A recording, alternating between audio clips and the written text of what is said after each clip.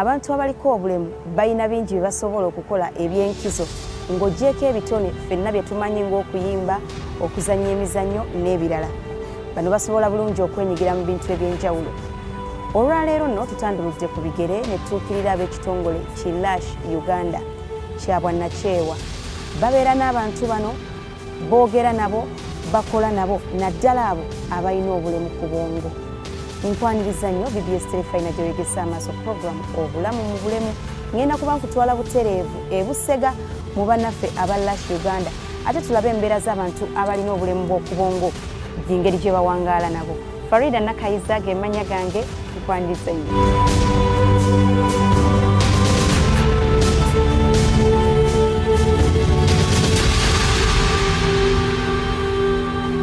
Bingi ebikoleddwa okutumbula embeera z'abantu abaliko obulemu wadde nga mu nteekateeka zonna ezize zikolebwa wakyaliwo okusoomoozebwa. Mu bakoze ekyamaanyi okulanga embeera z'abantu bano zitumbulwa be bannakyewa aba Lash Uganda nga bano bawangaala n'abantu abaliko obulemu naddala obw'oku bwongo. Olwaleero mu puroguramu obulamu mu bulemu tutanduludde ku bigere ne tugendako mu kifo kino ebusega okwongera okwekennenya embeera z'abaliko obulemu n'engeri gye bawangaalamu. Ekifo kino kirabirira abaana abato abaliko obulemu wamu n'abakulu era ng'omulamwa gwabwe omukulu kwe kulanga abantu bano babaako bye bakukukamu okusinziira ku bulemu bwe baba balina n'obusobozi bwabwe bwe buli saako embeera mwe baba bajjidde. So eno yedde senta ebeeramu abaana abato abalina obulemu. So waneeno tuyambako abaana bano okuyiga okudifferentiatinga ebintu nga tuyita mu kusiiga, mu kumakinga, ne basobola okwawula kino ku kiri. Tubeerawo n'abaana abawerera ddala bana lwakuba nti olwaleero ababiri be baliwo, ababiri batera kuva waka, bano be tuli nabo waneeno be basula wano nabo. So olwaleero tulinawo no Kironde, ye Kironde Joseph abeera wano. Omwami ono yalina okutambula tatambula naye olwa therapy yamuweebwa aba therapists baffe abatera okujja wano ne batuyambako ne batulagirira n'ekyokukola yasobola okutambula. Ono bamuyita Kansine Fiona drumming. Right now ali ku drumming. She enjoys drumming. So Kansine naye nga munange wabanyonyodde bulemu tumusomesa ku busobozi obusobozi kyasobola and what someone enjoys. So Kansime naye tumusomesa okusinziira ku byalina ebimuyamba ye ng'omuntu kubanga ye like condition ye temusobozesa kuyiga ebintu ebimu. Ng'oggyeko abato ekifo kino kirabira n'abantu abakulu abalina obulemu bwe bumu obw'oku bwongo nga ne bano buli omu bamuyigiriza okukola ekyo kyasobola era kyalinamu obusobozi nga n'abamu baaleetebwa mu kifo kino nga bato ddala wabula nga kati mu kiseera kino basajja kudde. Abamu ku betwogeddeko nabo batunnyonnyodde engeri gye bawangaalamu mu kifo kino era nga batutegeezezza nti basanyufu bya nsusso nga bwe bannyonnyola. Amannya gange Wampitayeema mbeera kulaasi nkola omulimu gwange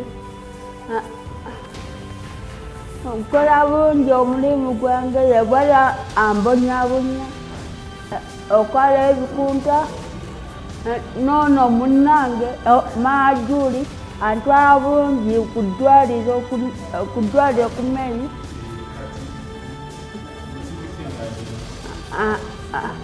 okusimuula ebintu nembadde ngamba nkwasa ne Maajuli nakato ne topi nekutooza engoye zaffe nekuteeka ku waya. Webali kukola mirimu Akali webali nnyo okukola n'okuba omusanyufu. Naffe nno tuli basanyufu kubanga oli musanyufu ate otwaniriza bulungi. Tuli so happy. Webali nnyo webali eddala mukwano.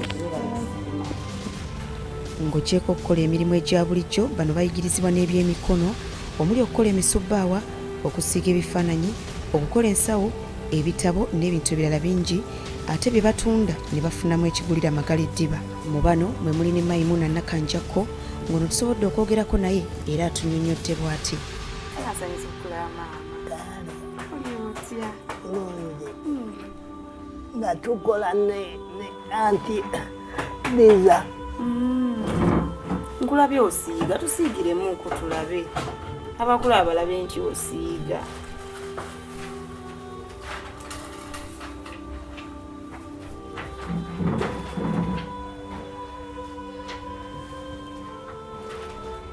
Tati awo osiiga kinnaaka?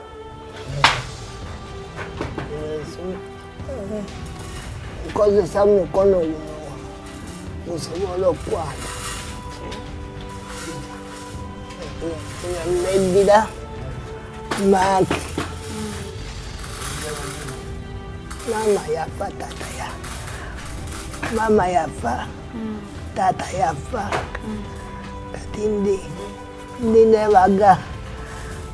baganda bange. Bali kubaawo. Brothers and sisters. Balina kuba musanyufu. Nga neddira maaki. Weddira manke. Nange nno neddira manke.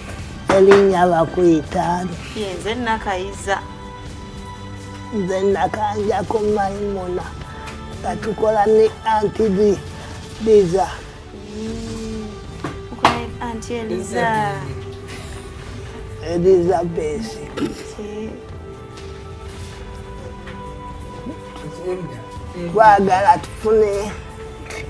Twagala tufune akatale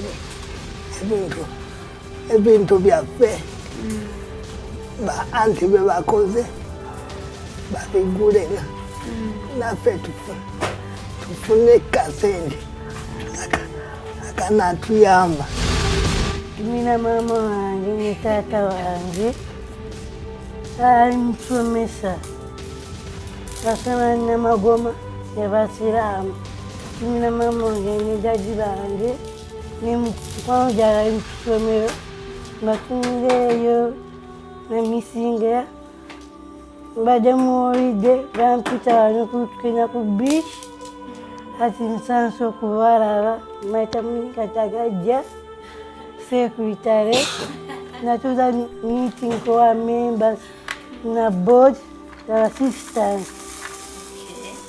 Ebyo byange tukola obutabo nekiresi bangozi nonakalo nebitabo wali nedazino tutako papers. Eno kando tugikuma okubulimisa yonna bo advent fe twazikola bennyini bonono omukyala oyo yo asobola kuteeka ku wuzi eno n'agiyingiza mu katiba n'okuyuwa mu wakisi n'ekwata n'obusawo buno nabo bano abantu baffe babukola nga tubayambako ate okuyamba kwaffe si kungi nnyo tuteekamu amaanyi nnyo kasibo tuba tumulabako nti waawabuse mututeerezaawo era tugamba jjawo wano obuseewo ebisinga n'akoola. Okulima bye bimu ku bikolebwa mu kifo kino nga bano balima ebintu eby'enjawulo omuli emmere, ebikajjo ssaako n'okulunda. Wabula eno nayo si buli omu nti abeerayo anti n'okulima kw'abo ababa balondeddwamu nti bakwagala era nga balina n'obusobozi. Ayima tweyanziza. Webale kulima ssebo. Tweyanziza. Ruth Nakafeero nga yakulira ebisomesebwa mu kitongole kino agamba nti batandika mu 1990 n'abantu 2 bokka n'ekigendererwa eky'okugabana nabo obulamu kyokka ebbanga bwe lyagenda liyitawo n'abantu bano ne beeyongera kwe kutandika okusomesa abaliko obulemu ebintu eby'enjawulo n'okubabudaabuda. Laki ekitongole kyatandika mu 1990 kyatandikira mu Busega but waggulukaawo bakyuka butuusi ne badda wano naye nga still yonna yali Busega batandika n'abantu babiri abaliko obulemu ku bwongo. Twebaza Mukama nti kati tukuze abantu abaliko obulemu ku bwongo bali 24 naye nga twatandika n'abantu babiri. Mu kutandika babeerangawo bubeezi kugabana bugabanyi bulamu, naye emyaka bwe gyagenda gyeyongera ebintu bingi byatuusibwako ne batandika okukola ebintu ebyenjawulo. Sectors nga bwe muzirabye nga batandika okulima, ne batandika okulunda, ne batandika okukola ebyemikono bingi, ne bagulawo ne programu yaniriza abantu abaliko obulemu okujja okuyigako ebintu ebyenjawulo naffe. Engeri gye tukolamu n'abantu abalimu obulemu ku bwongo nti tufuba okulaba nga bayina ekintu kye bayiga oba naffe tulina kye tubayigako. So relationship eno nga bw'ogiwulira nti mutual, fembi buli omu alina kyayiga ku munne, era tulina olumu akafaananyi ke tutera okukozesa nga kizibu okulaba ani agaba ani areceiving. Nga bw'ozze wano olumu nti okisuula nti weewuunya ani alina obulemu ku bwongo ani atalina. So tubeera ne relationship eri mutual. Relationship erina engeri gyetuzimba ffenna awamu nti nina kyenjiga ku Tomu Tom alina kyanjigirako. Byewakalabako kukusuunirako obusuunyi ku bimu ku ebyo ebikolebwa mu kifo kino. Ekitundu ekisoose kankikomyawo, wabula bwe nkoma mu kitundu ekyokubiri ngenda kuba ntandikirawo wennyini nkulaga ebintu bino abantu abaliko obulemu bye bakola. Programu obulamu mu bulemu tovaawo.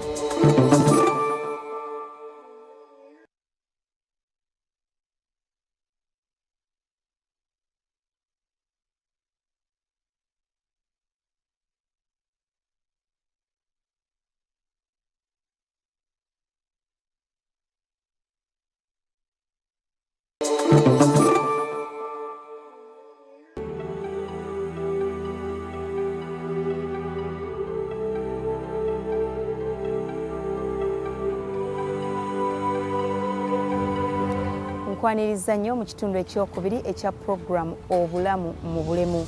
Twakomye tulabye ebyenjawulo ebikolebwa mu kitongole kino ekya Lash Uganda ne bannaffe abaliko obulemu naddala obw'oku bwongo. Kitundu kyakubiri katutandikire wali wennyini we twakomye obulamu mu bulemu. Wanyama Edward omu ku bakulembeze mu kitongole kino agamba nti batandika n'abantu babiri bokka wabula nkati bakuze era nga bwe kiti bwe kizze kibeera. Mu bano mulimu abaleetebwa nga bato n'abakulu era nga waliwo abasulawo n'abaleetebwa obuleetebwa ate ne baddizibwayo mu bantu baabwe. Mu bimu ku bisomesebwa abantu bano Wanyama atubulidde nti mulimu okulima, okulunda, okukola emisubbaawa, apron, ensawo n'ebirala. Tulina abantu ab'enjawulo ba mirundi ebiri mu Lash. Mulimu bakowa memba be bantu abalina obulemu ku bwongo ne baasisitamu. Kowa kitegeeza beba gwe mulamwa era decisions zonna ze tukola buli kimu kyonna kitukola betutandikirako byonna byetukola byetutandikirako. So bakowa memba abatandika Lash baali babiri n'ebiseera bwe baali bato. Kati bwe baali abato bazze bakula, abamu balina emyaka 3, abamu 35. So bw'osanga abantu abalimu n'obulemu ku bwongo abasinga abajoininga Lash bajjanga bato naye bazze bakula ne bafuuka abantu abakulu. Ne mulimu n'abato be tulina kati abatannakula ng'abamu baba tusuulira wano ku geeti zaffe tureportinga ku poliisi ne tufollowinga procedure za gavumenti, abamu ne tusigala nga tukola ki tubeera nabo naye era bajja kukula nabo bafuuke ki bantu abakulu. Nene mubamu n'abato abamu kati be tulina abamu nga balina abazadde baabwe be babawa permission oba ba permission batwegatteko, so bajja ennaku ez'enjawulo. Services zetulina oba sectors zetulina ez'enjawulo, enkolagana gye tukolamu nti mulimu sectors ez'enjawulo abantu mwe bakolera ba assistant ne bakowa memba. So tulina sector eya day center nga muli ya bitundu bibiri, mulimu ey'abato n'ey'abakulu. Ey'abato balina ebintu eby'enjawulo bye bayigiriza abato bye beeyigirizaako bombi assistant ne kowa memba. Wabawo ey'abakulu balina ebyenjawulo bye bakola ng'abamu baba baagala music, abamu baba baagala olumu baba baagala okusoma story, olumu baba baagala kubaako ebyenjawulo bye bakola ebibayamba okuconcentratinga. So bakolera wamu n'assistant ne babaako ezo skills ze bakola ki ze bayiga okubanga balina ebintu ekyenjawulo kyasobola okwekolera naye mu bulamu. So ng'ovudde ku day center tulina house mulimu bakowa memba bali interested mu kukola emirimu egy'ewaka nga kye kimuwa obulamu. nga ayagala ayere olujja, ayagala awaate emmere, ayagala ayoze ebintu, ayoze engoye. Naye tulina ne outreach program gye twongera okwongeramu omulamwa ng'okutuukirira mu communities ez'enjawulo nga tubagezaako oba creating awareness oba okubategeeza ku bulemu ku bwongo basobole obutegeera baleme kusosola abantu abali mu community abalina obulemu kuki baleme bayita balalu, baleme bayita nti oba baabaloga, wabula babe nga tusobola obalaga example ffe kye tukola ne basobola okusharinga okugabana nabo obulamu okubanga nabo mu community balina ekyomugaso kye basobola okukola. Embeera z'abantu abaliko obulemu oluusi si nnyangu nnyo era olumu okubaako ky'obatendeka kyetaagisa obukugu obw'enjawulo. Twagadde okumanya engeri abantu bano gye babaagazisaamu ebintu eby'enjawulo ebibatendekebwa era Wanyama atwanukudde bw'ati. Wantu zizira ku busobozi bwabwe, zizira ku disability gy'alina, but naye interest ye nkulu nnyo. Interest ye nti ojja kulaba nti ono interest ye oba kyasinga okwagala kwe kulima, kwe kukoola era agenda mu ekyo. Naye mulimu abamu era nga interest olumu zikyuka naga nti leero njagala kukola kino era mwagenda mu ekyo. Leero kansime tali mu mood za kukola ki za kukuba ngoma nti ayagala kwesuuba nga tugenda nga tubeera naye mu kwesuuba okwo oba nga tubaako ekirala kyakola. So interest ye nkulu nnyo. So interest ye tugenda tugizuula engeri gye tugabana nabo obulamu tugenda tugizuula buli enjawulo. Olumu nabo tuba challenginga tugaa nti katumugezeseeko kino tumugezesa ogenda okulaba nga apiikinze eki interest. Eri abazadde abazaala abaana abaliko obulemu Wanyama ategeezezza nti kyandibadde kirungi ne bazuula ebitone byabwe era ne babayigirako ebintu eby'enjawulo kubanga nabo basobola okubaako ne kibagattako mu busobozi bwabwe.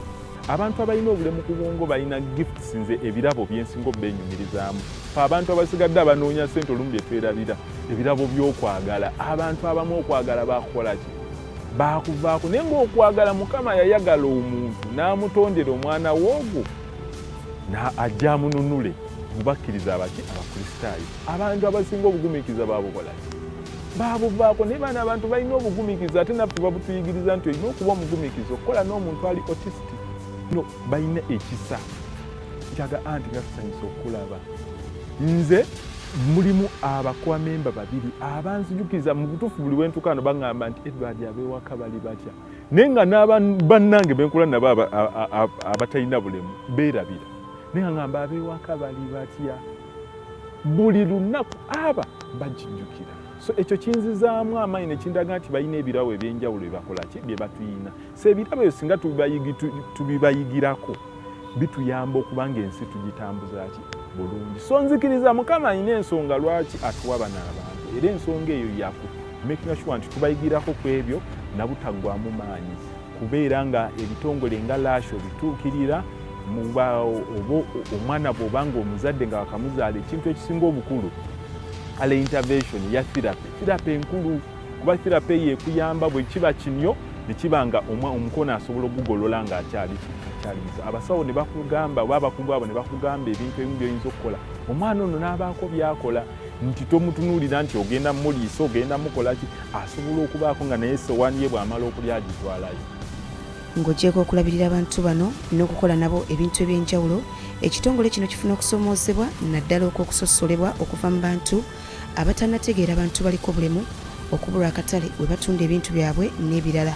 Wano we basinzidde ne basaba abantu ab'enjawulo okubeeyungako mu ngeri y'okubakwasizaako era ne bakubira ne gavumenti omulanga okukendeeza ku misolo naddala ku bintu by'abantu abaliko obulemu.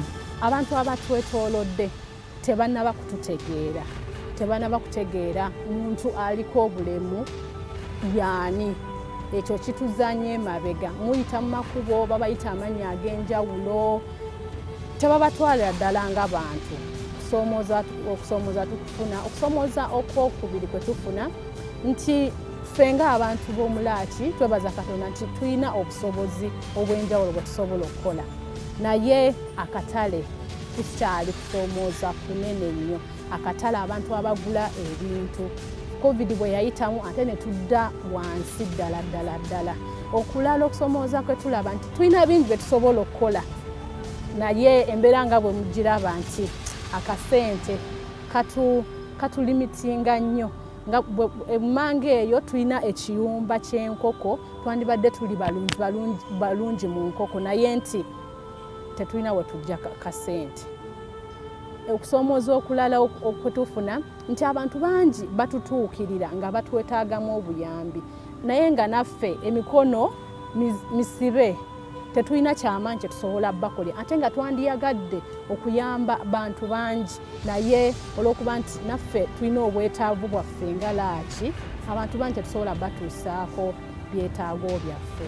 So omuntu ali eyo atulaba enzigi zaffe nzigule tukusaba yonna gy'oli fisaayo akadde ojja otukyalireko bw'ona atukyalirako bingi bijja kuzimbibwa okuva mu kutukyalirako ojja kulaba biki byetusobola okukola ojja kulaba wa w'osobola okutuyambira. Gavumenti we tugisabira yo okutuyamba nti ffe nga abavuddeyo okukola omulimu guno naffe tuyisibwa mu ngeri y'emu ng'abantu abalala ate nga tuli bannakyewa. So gavumenti yandibadde etukwatirwa ekisa emisolo egimu n'egitujjako ffe nga abakola omulimu guno kyandibadde kirina kingi kye kisobola okutukolera. Bano era bakubiriza abantu obuteetuulako eyo n'abantu baliko obulemu ate nga bo ng'ekibiina basobola okubayambako era mu ngeri ey'enjawulo ne beebaza BBS Terefayina olw'okusoosowaza ensonga z'abaliko obulemu n'okubawa omwagaanya okuyisaawo eddoboozi lyabwe. Emitendera gye tuyitamu tusooka okwaniriza omuntu ali eyo okujja okulaba biki bye tukola kubanga ayinza okubeera eyo nga omwana ffenaffe tusobola okumusindika ewantu ewalala kyetwandiyise refaalo but tumwaniriza omuntu oyo asooka ajje kyandibadde kirungi ajje n'omwana. Bwe bajja n'omwana tukola kye bayita assessment abakugu ne beekenneenya omwana. Bwe bamala okwekenneenya omwana ekyo kituwa entandikwa nti omwana tugenda mu refaalinga oba tugenda kumusigaza wano. Of course nga bw'ogambye nti akasente tujja keetaaga kubanga naffe twetaaga okuyimirirawo mu ngeri emu oba endala. Akasente ako kasinziira mu assessment ate n'obusobozi bw'omwana. So tewaliiwo kasente kankomeredde. Nja kugamba nti buli muntu ayina akasente ke okusinziira assessment ebeera ekoleddwa ate n'obusobozi bw'omwana. Njagala okukwebaza mukyala Farida okutulondayo ebitongole bingi but tweyanziza omukisa guno okujja okutukyalirako ate n'aba BBS Terefayina olw'okuteekawo omukisa guno nti ebiseera ebisinga abantu abalina obulemu bakuumirwa amabega but program nga zino bwe zivaayo nga waliwo platform abantu bangi babanguka abantu bangi baddamu amaanyi so tweyanziza olw'omukisa guno. Omukyalo ono gwendi naye ye Rehema Namiiro nga bwe mumulabye ayina bingi byasobola okukola newankubadde ng'aliko obulemu. Ayoza, afumba, asobola okumanya nti waali wakyafu oba wayonjo. Kitegeeza ki? Kitegeeza nti bannaffe abaliko obulemu balina bingi bye basobola okukola n'okusinga gwe b'olowooza. Obusobozi bwabwe tebuli mu ndabika yaabwe wabula obusobozi bwabwe buli mu ekyo gwe kyolowooza nti bulemu era kyolowooza nti bwe bunafu bwabwe. Tubawe omukisa tukole nabo tubaagale kubanga nabo balina okwagala ate tetubasuulirira tubayise ng'omuntu omulala yenna ataliko bulemu. Nkwebaza okuba ng'otambudde nange okuva we ntandikidde puroguramu obulamu mu bulemu okutuusa essaawa eno yennyini. Shoni Simbwa gwe mbadde naye ku nsonga y'ebifaananyi ate Prince Arthur yatemyetemye ebifaananyi ebyo nga bwe mubirabye Shoni nga bwe yabikutte. Nze Farida Nakayiza mbufuye puroguramu eddako kankwagaliza ekiro ekirungi awangaala ennyo Ssaabasajja Kabaka.